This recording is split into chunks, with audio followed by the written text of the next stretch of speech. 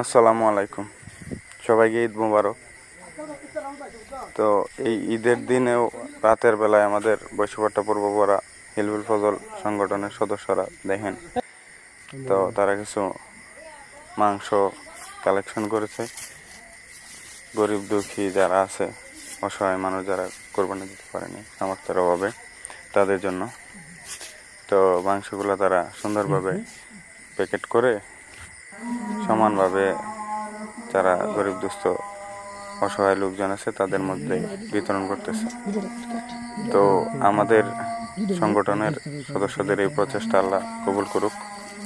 এইভাবে আমরা গরিব দুঃখী মেহনতি মানুষের পাশে সবাই যদি এভাবে এগিয়ে আসি, তাহলে কারো দুঃখ কষ্ট থাকবে না।